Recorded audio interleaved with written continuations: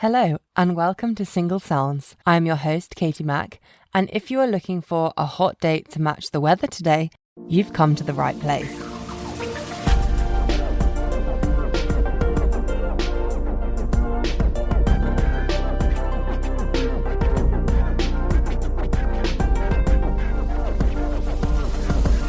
This character really lives life to the full. He brought round a stunning bottle of rosé and I loved getting to know him. A true Londoner through and through, he has some awesome stories and top recommendations. And he also has some interesting ideas about how to move our incredible city to the next level. Welcome to Single Sounds, the one with Mother Teresa's blessing. Hello, good afternoon. Thank you for having me. You're very welcome. Very happy you are here. So let's dive into your profile, your who, what, where. So who are you sexually attracted to? Women. Yeah, it just always has been that way. Yeah, fine. Fair enough. Nothing more to say? Nothing more to say. And what are you looking for? So I think I've been lucky to have experienced a lot of life by myself, comfortable in my own company, but I think I'm at that stage of life where all my friends are getting married and some of them have had kids, and that's not a reason to get married or to have kids, but I think it's probably a time in life where I look to share things with other people, try to learn things from other people, try to teach things to other people, so looking for something a little bit longer term now. Yeah, cool. Yeah. Do you have any height, age preferences? So here's my it's funny because I'm 28, I'm 5'9.5". I don't know when the world became like the NBA that everyone's seeking a 6 foot 6 foot man, but I did love the 9.5. Yeah. With shoes, it's important. With shoes is 6 foot, right? Because let's make it like the NBA. I mean, I play professional football at 5'9.5". I'm a world basketball champion at 5'9.5". So I feel like I could do anything with that height. I think it's been overplayed these days, but it is what it is. If that's what you're attracted to, that's what you're attracted to. Yeah, the average height of a woman in the UK is like 5'3". Yeah. I don't know why everyone wants 6 foot when there's that much gap. I mean, you're going to be playing basketball with your boyfriends. I don't know. Yeah. I don't know. So as I said, I'm 28. I'm a doctor, so I also know that, women, it gets a bit, stats show that as you get older, it's a little bit harder to conceive and there are a few problems. So, and obviously I'm looking in the next couple of years. So I think between 24 and 30, 31, 32 would be like the upper age because, we want everything to go smoothly. And Yeah. Just being a little bit conscious, not to say that these things always happen. Yeah, definitely. Yeah. Yeah. It's nice to be in your own age range, I think, as well. Of course. It works quite well. Yeah. So, it makes sense. And how about where? Yeah, so I'm a London boy, North London boy specifically, and people from North London, we have a rule, the tube barely goes south of the river, so we don't. I'm just kidding. No, I mean, I live in North London, happy to travel around. I'm happy in my own company with my headphones on my phone reading. Yeah. So, I mean, an hour away isn't even a problem. I'm quite international, I have friends all around the world, so I travel a lot, so if anyone from anywhere wants to hit me up and we can do this somewhere in the continent or in America, we could do that, but preferably not somewhere where just EasyJet flies because it'll probably get cancelled. Yeah, probably won't make it. Exactly. Get stranded at the airport and do a date for one again. Yeah, so you like to travel a lot then? I love it. Yeah. It's the best thing. I do too, to be fair. Do you try and go often? I think short and sweet sums it up. I like to do weekends away. Yeah. It helps when you have friends across the world because I studied abroad, so it makes things a lot easier when you can just stay at friends or they have places where you can meet them and 100%. Yeah, it's the best when you can fly somewhere and not pay for accommodation. Yeah. So that's a perk if you want to date me. You get free accommodation in certain European countries. First perk of you. Yeah, I love exactly. that. I mean, it literally halves the cost, if not more, because accommodation is mad, especially in the States. It's actually crazy. So don't you feel that you'd be more tempted to go on holiday? It makes it easier to go because you're like, okay, well, I'll just pay the flights and I don't need to pay a comm. So I'm like, yeah, all right. The flights might be a bit more spenny, but you can go anywhere. Yeah. And I think when you're there, you then are a bit more free with your money because you're like, well, I'm not paying for accommodation. Yeah. So you can actually have those experiences and not feel too guilty about them. Of course. Of course. Go to that $100 steak restaurant. I know. Salt Bay everywhere you go. Yeah, exactly. Awesome. Okay, let me know your 2 truths and a lie. All right, here you go. 3 statements. Here you go. So first statement is, I've been on the Arsenal private jet. Oh, big statement. Yeah. Second statement is, when I was younger, I had an operation and the surgeon took out the wrong body part. Okay. And the third statement is, when I was in the womb, I was blessed by Mother Teresa. These are amazing. I know. Wow. Oh, I've really got no idea. They're all so outrageous. Arsenal jet. I know North London, so that if you are going to support a team, that wouldn't be like a crazy one to pick. So that makes sense. The wrong body part one actually shocked me. I hope that's the lie because that is like awful. Maybe that's what inspired you to become a doctor. I don't know. Do better. Oh my, could you imagine? Yeah. Third one. So Mother Teresa blessed your mum when she was pregnant. She held her belly. Yeah. Oh my God. That's so rogue to make up. I'm going to go Arsenal Jets the lie. That is not the lie. Damn. So one of my mates' granddad's quite high up in Arsenal. One day he just told me, do you want to go to a game? I said, yeah. Like 5 hours later, we were in a private jet. Oh, mad. That's one of the top 10 days of my life. That is so cool. Yeah. And then the Mother Teresa one is legit as well. Legit? Famous photo in my family. It's not framed, but I should frame it, shouldn't I? Yeah, you should. My mum and my dad holding hands, and Mother Teresa's hands on my mum's belly.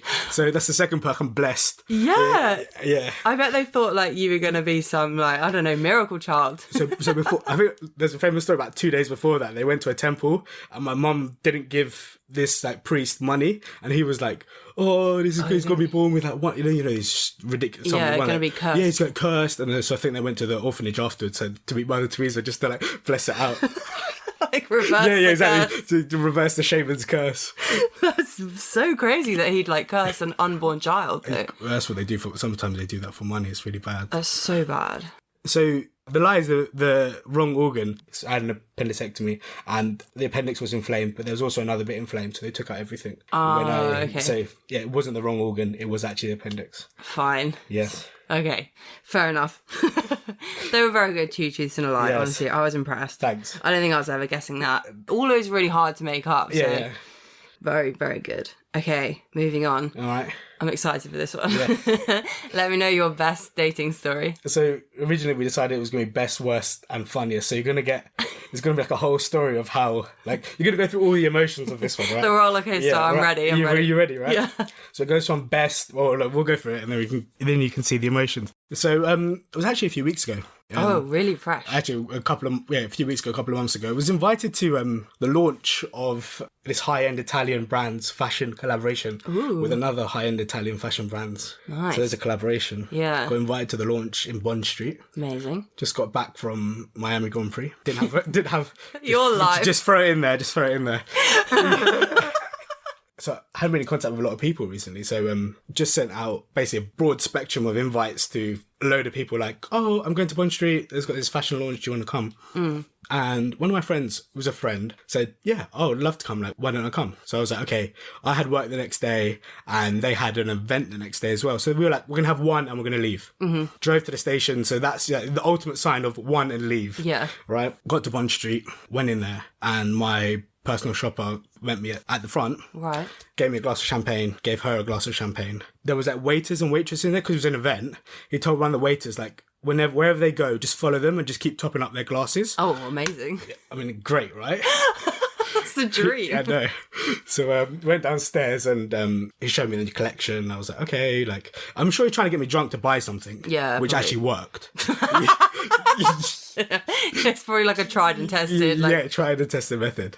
So saw the collection and, I'm there with my friend and, it was one of those ones where you feel like you're in the friend zone forever with this person and you never think anything romantic's happened. I can't even call it a date because I don't feel like it's a date. Yeah. So, we're sipping, and he's topping up and topping up and topping up, and I foolishly bought something. I say foolishly, I love it, but yeah, I bought you were something. persuaded, Yeah, I bought something, and he was like, my personal shopper was like, okay, why don't you go upstairs now? And there's a bar and a DJ upstairs. Went upstairs, and this guy's still following us through the floors, just like topping up our glasses. We got to there was a bar, open bar, and they were making like funky cocktails, spicy margaritas, everything. And by this stage, we were triple parked. Like, basically, it's like, I'll have one of those. And the guy's topping up our glass at the same time. Yeah. And as you can imagine, we said we're going to do one and go home. It's turned into about one. It's turned into about 17. And we're just like drinking. And let's say things started to escalate between me and my friend. Finished the fashion event took my bag out. And they were like, oh, we're shutting. So I said, okay, well, let's go. They let us stay and finish. And we finished and we left, and she was like, oh, let's have one more and we'll go home after that. I said, okay, fine, that sounds great. We'll have one more. And we went to Sketch. Have you been to Sketch? Yeah, love that. Toilets. Yeah. But my line was literally to me, I've been there for lunch, breakfast, lunch and dinner. The best thing about the place is the toilet. That's like the only thing I can really remember. Yeah. I think I ate there. It was all right. It's nothing. I wouldn't say it's like the best place, but I did take a selfie in the toilet. Oh, 100%. I'm sure like when we go to heaven, like the toilet's going to look like that. Just eggs. We got to the front. They were like, oh, we just have high stools left at the bar. Right. I was like, sounds great. Like, we'll just keep going and have one at the bar. Went to the high stools, got a couple of spicy margaritas. And like things are still like escalating between us. So there's kissing, there's that hugging, there's, it's escalating. Okay, cool. Yeah. And the high stools swivel. So she swiveled her back towards me. And I've put my like hands around to like hug her. And the next thing you know, there's a big crash because I've fallen off the stool onto the floor. Like backwards, you went... No, I've gone to my right. Oh. So like off this... I don't know. Side. Yeah, I don't know how that's happened. Like has my bum like repositioned itself and I've heard this massive crack on my right hand side. No. And I was like, oh my God, I've broken my wrist. How the hell am I meant to go into work tomorrow and tell these like all these orthopedic surgeons that I've broken my wrist? Yeah, so you can't perform. I can't do anything. Exactly, I can't go to surgery. Can barely examine patients. So I'm like lying on the floor, probably half like embarrassment and like pain. And I look at my wrist and I touch the main things, and I can see that my hand isn't broken. Thank God. I turn it over to the other side. So I looked at my palm, it isn't broken. Turned it over to the other side, and my Apple Watch just smashed into 1,000 pieces. Oh no. But, I mean, probably better than your bones, but... I'm not sure. It's probably more expensive to replace my Apple Watch. Yeah, well, the bones would be free. Yeah, the bones would get fixed for free. Viva the NHS.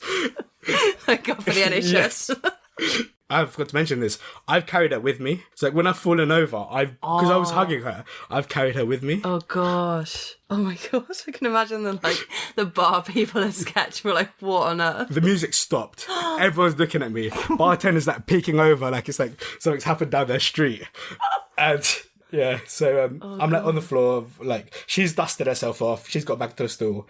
I'm like lying there, like embarrassment / pain. Like, what the hell am I meant to do here? Should I just laugh it off when I get back to the stool? Yeah. So I got back up to the stool. Bartender's gone, are you okay, sir? Are you okay? I was like, yeah, I'm fine. And I thought, I'll just laugh it off. And so I laughed it off with her. Well, I don't know if she laughed it off because 5 minutes later she'd gone to the toilet, and then 10 minutes later she's left. No. Oh, she just like made an excuse. Yeah, she's like, do you remember I got that boozy bunch? I better go to be in like top form. And I was like, I was like, you still got half your spicy margarita here. And she's like, oh no, it's, don't want it. Don't want it anymore. I was like, okay. So I was like, I'm going to sit there and just finish off both of these. Yeah. So I finished off both of them, got home for work. And then the last bit of the story is horrendous. Just to add like to a series of unfortunate events. Yeah. Wake up in the morning, got an Uber home, wake up in the morning, tried to look at my Apple Watch to see if I could fix it or like what repair. Yeah. I've lost it. Oh. I can't find it anywhere. She's gone. I don't know, I lost it in the Uber. I don't know how. Yeah. Like how does one lose the Apple Watch? I don't know. So that's the story about how in 10 hours I lost my friend because she doesn't talk to me anymore. Lost my Apple Watch and I lost my dignity. Cool. What? Yeah, what a roller coaster. It all seemed to be going so well. I know, right? Oh, sad she didn't speak to you again, though. Like, the chair things, it is funny now you say it back. Like, I get it probably was humiliating at the time, like, for her as well, but to not talk to you again, that's a bit... I think it's probably a mixture of that and like the escalation of things. Some people can't cope with that happening and then being friends afterwards. Yeah, it's true. I feel like you at least communicate that. You don't just like ghost someone. Not this grand old age of 28. But trust me, people need to act bigger. Yeah. If you're not feeling it, just say like, sorry, we were friends. Like you were already friends. So like you can just be like, that day I thought I'd try, didn't work out for me anyway, but still want to be friends. I don't know. Be nice. Be civil, people. Trust me, be civil indeed. Yeah. Well, that was 10 out of 10 though. Thank you for that amazing story. That's fine. Just lessons learned. Don't drink too much and don't sit on a swivelly chair. Yeah, you're going to be like traumatised with those chairs now. On dates, you're going to be like, no. No, at the table. Floor height, please. Yeah. I don't see, you don't have an Apple Watch on anymore either. I know, I need to get one before the next holiday. Right? Yeah, I just smashed mine as well, so we're matching. Look, it's just like a big tan line. I know. Oh God, what are we like? Okay, so what would your TED Talk topic be? It's quite, okay, my TED Talk topic Might be one of the controversial, but I believe in it 100%. Okay. I think, and I've said it for years now, after the Brexit vote, London should stop being the City of London, and we should become the Republic of London, an international state by itself, like the Vatican. Whoa, okay. Yeah. Yeah, that is interesting. An opinion. So let me explain why. Yeah, go through the pros and cons. Right, pros, there's no cons. There's no cons. So the pros. This city is the best city in the world. I've travelled around the world. Yeah. This is the best city in the world. Transport, 10 out of 10. Yeah. Multiculturalism, like there's no other city in the world that's yeah. multicultural like this. And that brings a second layer. When you have so many multicultural people in this city, it brings all the best chefs from all around the world. So we have the best food from all around the world, right? Yeah. If you want Indian food, if you want Chinese food, if you want like Italian food, most likely it's cooked by someone of that country. Yeah, right? you're right, yeah. So yeah, just this weekend as an example, look at the concerts that will go around in London. Ed Sheeran at Wembley. It's been mad. Exactly. Elton John at Vicarage Road. Harry Styles. I was jealous. I know. Red Hot Chili Peppers at London. I literally had loads of friends go to that, and I was like, I can't believe everyone's going to all these things. Like, it's awesome. So have that. Then you have great sport, great transport. So like, let's say, apart from domestic transport, like, the tube is immense. Oh, you got like 5 airports. 5 airports, and you get a direct flight to wherever you want to go. Mm-hmm. Yeah, no, it's awesome. So yeah, and also we could be, as an economy, we could self-sustain London. Yeah, so what would we do with all the profits, I guess? We just become even better. Exactly. Although house prices are going to go like friggin' I know. joke.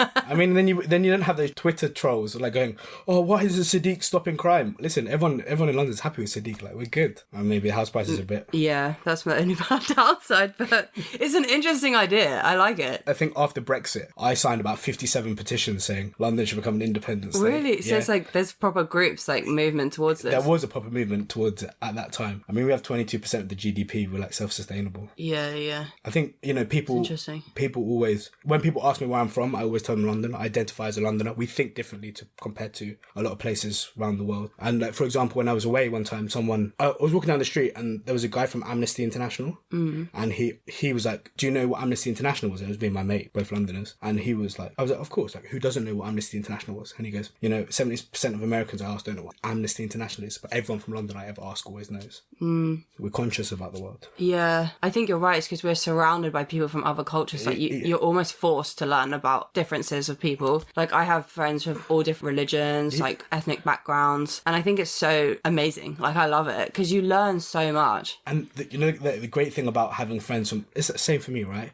The great thing about having friends from all different backgrounds is you get to pick and choose the best things about it and incorporate it into your life. Yeah, definitely. I love that. Yeah, it's like if you see that another culture's doing something, you can pick it up and be like, "Oh, I love that bit." Exactly. A good one for me is a lot of my friends are Jewish. Yeah. And they do obviously their Friday night dinners. Yeah. And I love that as a concept, just as in like if I have a family, I think I might just force, not that I'm Jewish, but force the Friday night dinner situation on my family to be like, maybe not Friday, but be like, like one day a week we're all going to sit down and have dinner like together, off our phones, like just have like really good quality family time. But like generally all like faiths like try to put like, it's great during Ramadan. I never used to fast, but they always used to, like my Muslim friends always invite me for like iftar, iftar in the evening. So I get the best of both worlds, right? Not fasting, get to eat. It's just like get all the good food. You just get all the good food. You're like, wow. It's awesome. Yeah, good TED Talk. Or speaking of being, such hardcore London. Yeah. Where is the best spot in London to go for Italian food? Oh yeah, okay. Italian food. I lived in Italy for a year, so I'm not doing, I can't do carbonara with cream or pancetta. It's no fly, right? Yeah. So pizza or pasta, we can do it both. Like, I know the best spots for all of them. Yeah, go on, do pizza first, because that is my like. So I went to Dan Michele in Soho, and they have one in Baker Street. Yes. Very good pizza. I respect Pizza Pilgrims. It does have an Italian name, but I respect its very good pizza. We did their home kits in lockdown, and they were so good. I was really impressed. Shout out to Pizza Pilgrims. Pizza sponsor the team, man. Yeah, sponsor us. Come on. So I think those two were like really good. Dan Michele, Pizza Pilgrims, very good. Actually, it's one of my dreams to own a pizza restaurant. Really? Yeah. That's a cool dream. But I want to sell it by the slice. So when you live in Rome, you sell it by weight or by slice. I feel like that's a concept that's not been tapped in London. No, not at all, Patent pending. Yeah. No one steal that one. Yeah. So like if you have it on a main high street, people can just walk in and they'll be like, I want X amount of pizza, and then we weigh it. We sell it by weight. That's it's really quick and easy. So what about pasta? Pasta. So padella I rate as well, but it's very like commercial. schedule. Like, I don't want to queue. yeah, exactly. Please let me book somewhere. So, Locanda Locatelli, very good restaurant. Where's and that? It's in Mayfair. Okay. And Fresco Baldi as well, very good. I went on a pasta cooking course in Florence, and the guy there had worked in London, so he gave me all these recommendations of places that he had worked at, and he knew it was really good. So I basically went around and tested all of them. That's cool. I have this thing on Instagram, right? I call myself the carbonara connoisseur. I just go around and just taste them. So carbonara is like your ultimate favourite thing. Because I lived in Rome. Like carbonara's from Rome. Yeah. So if you ever go to Rome, Trastevere, it's where all the American universities are, but that's where carbonara generated from. You can find all the best carbonaras there. So if it's not up to that like authentic level, I can't eat carbonara. No dice. That's so funny. Okay, and what is your moan of the moment? It's a weird one, but I think it comes up every year. My moan of the moment is Love Island. Oh, okay. I love it though, but I think if they made me producer, I could get like 10 times the ratings. I love that claim. Go on, what would you do? So it's a 4-point plan. Okay. Maybe 4 point. God, you really thought about this. Yeah, really. Because every year, I get frustrated at the same time, like our dad every year. Like, first one, we need more dad bods in there. Yeah. Like, it would make things so much more relatable. Like, the last few seasons, just, like, get rid of all the influencers. And they've done a bit better this season. Yeah. But, like, just get rid of all the influencers. Yeah, they need, like, normal people that you can relate to. You're right. This season, my issue as well is they're so young.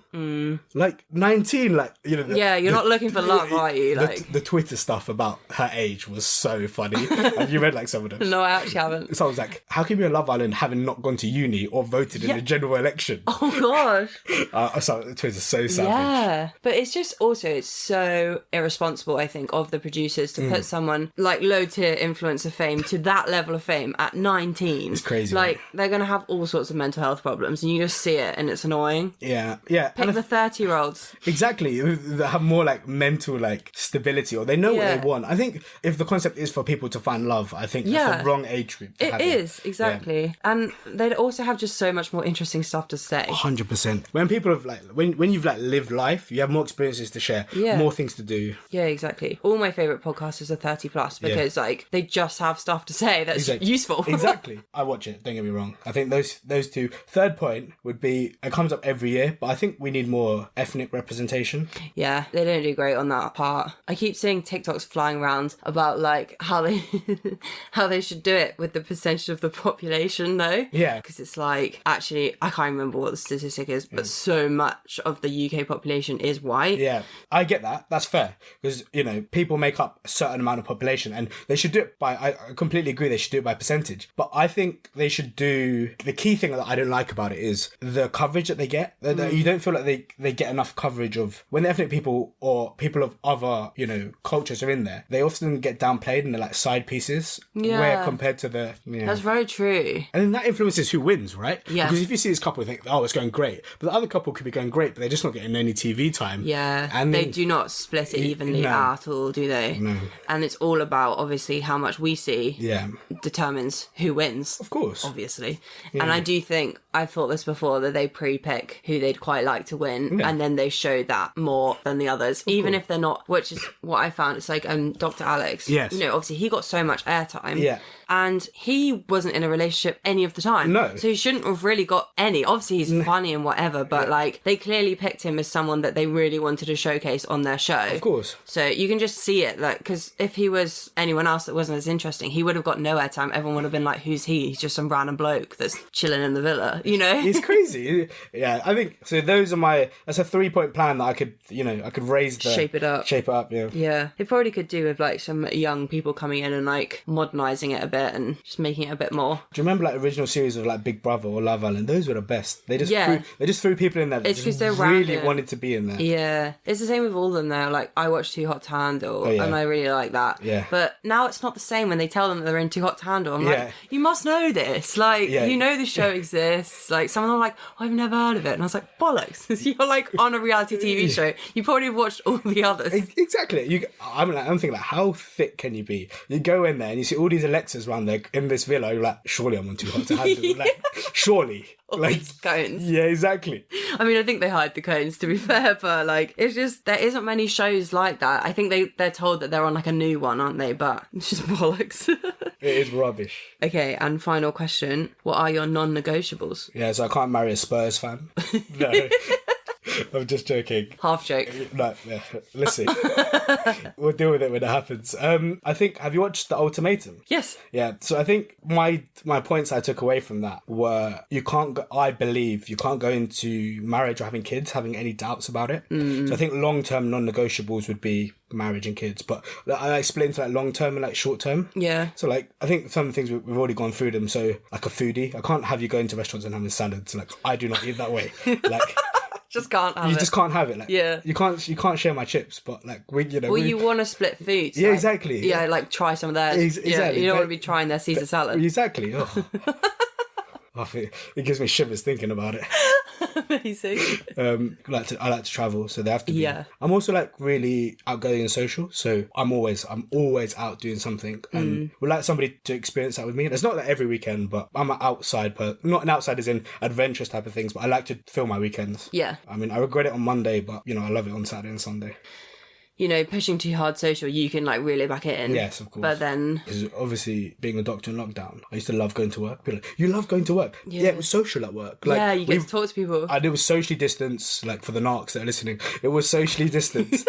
But we could, you could have coffee and speak to somebody that was 2 meters away. Yeah. Like, those were, nice things. And you just see different people. It's patient contact. Like, obviously some of them were sick, but obviously some of them were getting better. And I think probably the last, I wouldn't say it's a non-negotiable, but I think a strong preference is somebody that's like socially aware, because I'm very socially aware. So like I'm constantly reading the news about things that have happened. So this like Roe versus Wade stuff is really bothering me. Oh God, it's crazy. Yeah?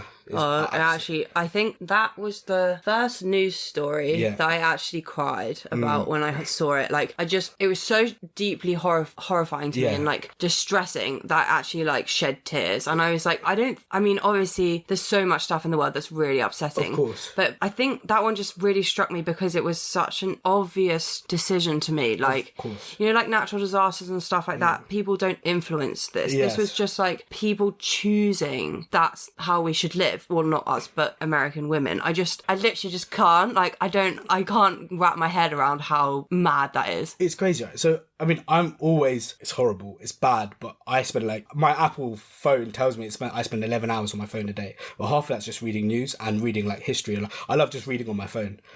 So like, it's like that, and then reading the background of that. And the other thing in the last couple of weeks, the Rwanda thing, disgrace, like, another disgrace thing. Like, yeah, awful. So, I mean, somebody that I could that was choice. Yeah. So somebody I could talk to about these things would make life a lot easier, and they can understand me, and we didn't have to agree about everything, but to have a debate about it would be nice. I do agree. You want someone just to be a bit aware, especially it's just important, isn't it? Of course. And like you said, in London we're surrounded by so much of it. Other people will be talking about it, like, I don't know, I'm not communicating very well today. No, but I completely agree, because like, for example, that Roe versus Wade thing happened early Friday lunch. Well, it was like around Friday about 3:00, and by like 7:00 there was this thing going around, we're protesting outside the American government. Which other cities around the world did that? Yeah. I just feel like we are surrounded by the news all the time, and it's just important to keep up with it, really. I agree.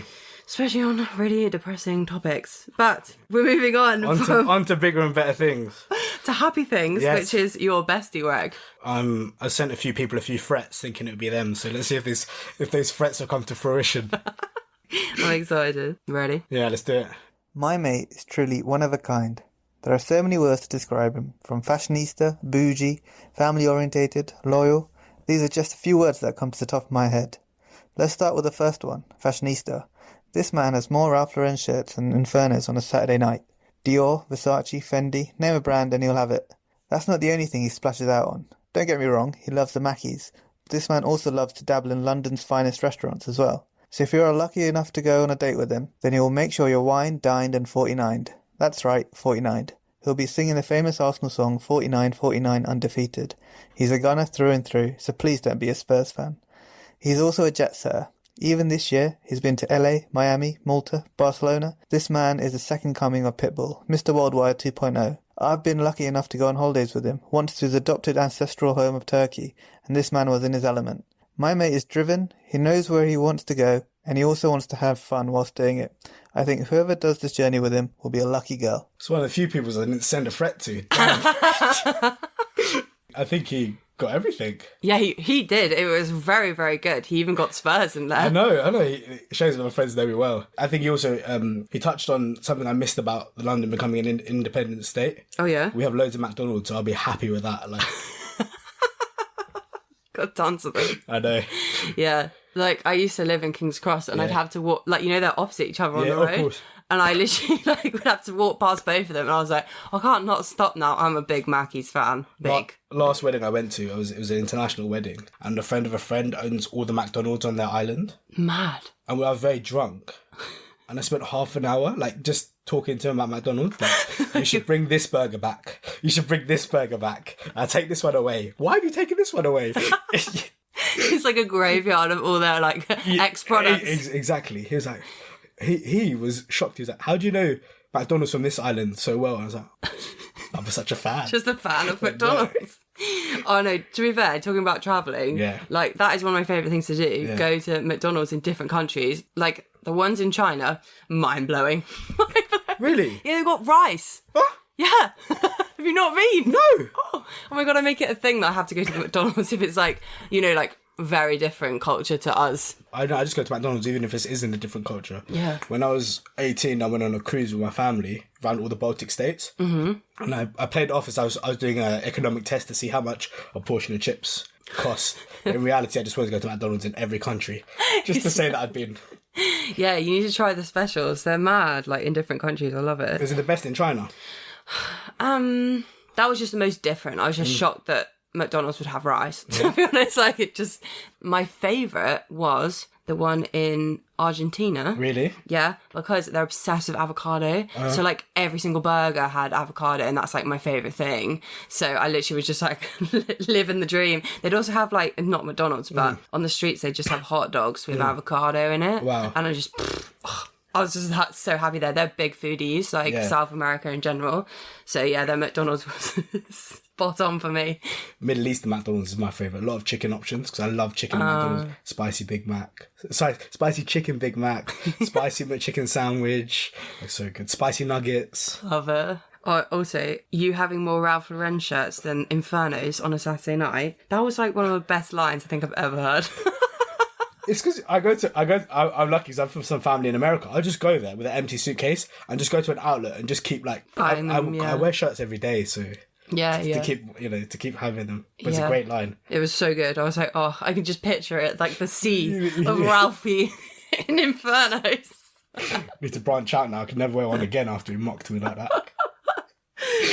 Oh, so funny. Yeah, clearly you're very true to yourself, and that is awesome. So yes, well done, you. Thanks. Pat on my back. Yeah. Okay. Final section. This or that. Okay. So I'm gonna give you two options. Yeah.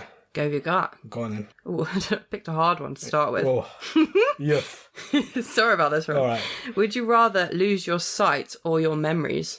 Memories. Really? Just make new ones. You've got a lot of memories, though. True. Oh, but losing your sight is so bad, isn't it? I'd never get to watch an Arsenal game again, would I? No.